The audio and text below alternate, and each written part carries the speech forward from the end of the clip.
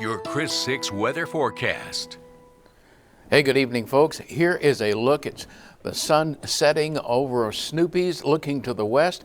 Now, this time tomorrow, you'll have another hour of daylight before that sun begins to set. So it's looking pretty nice out there. Enjoy it, because tomorrow you get another hour of sunlight added to that, and you're giving up an hour of sleep overnight tonight. Oh well.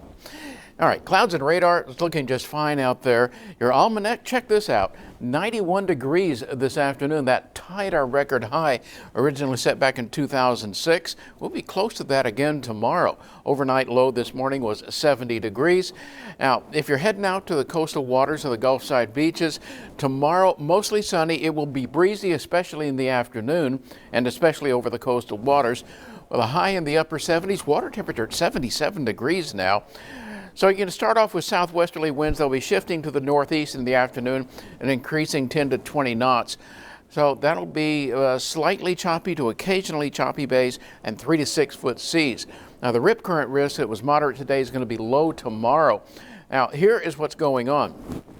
There is some cold air on the map, but it's way up in the Rockies, but it'll be fast moving. Right now, temperatures hovering generally in the 70s and 80s across the state. Just a touch cooler up there in Amarillo at 64 degrees, where that cold air is just starting to edge in. But look at these current temperatures. 96 in Cotulla, George West, 94.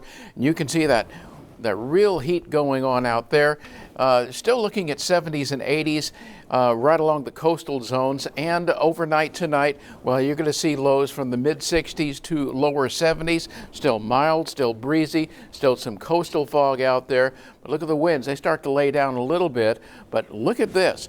By midday tomorrow, here comes that cooler air coming rushing in here, and it'll sweep across the region around the noon hour. So by 2 o'clock, it's out into the coastal waters, and you're going to see drying associated with that. But it's not the extreme drying we've seen in the last couple of weeks.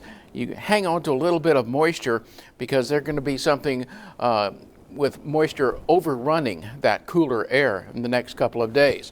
But still a warm day tomorrow. Lower 80s in the northern and western areas, around 90 degrees here in Corpus Christi, and still in the middle to upper 90s further down south. Now here's the timeline. Watch the front come sweeping through here. So by about mid to late afternoon, that cooler air is going to be upon us. But watch what happens after that. Moisture increases and a little bit of overrunning shower activity as soon as Monday, but there's not going to be much of that. You'll have to wait till Tuesday for an upper level disturbance to give reinforcing instability for that. But even so, rain shower activity is going to be fleeting. A second opportunity for rain Friday with a stronger system and colder air behind that. All total during the course of the week, well, we can expect about a half to 2/3 of an inch of rain. And so we'll be watching that one with bated breath, because we really need the rain. 68 tonight on the breezy side. Cooler during much of the week coming up, and breezy showers Tuesday. Colder with a chance of thunderstorms on Friday. Taylor? All right, thank you so much, Bill. And we may need the rain, but the threat of flooding for residents of Central and Northern California continues this weekend.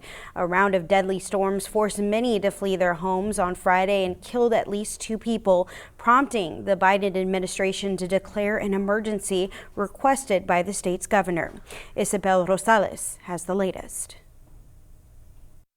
It's unimaginable. I just could not believe. If you told me this was going to occur, never.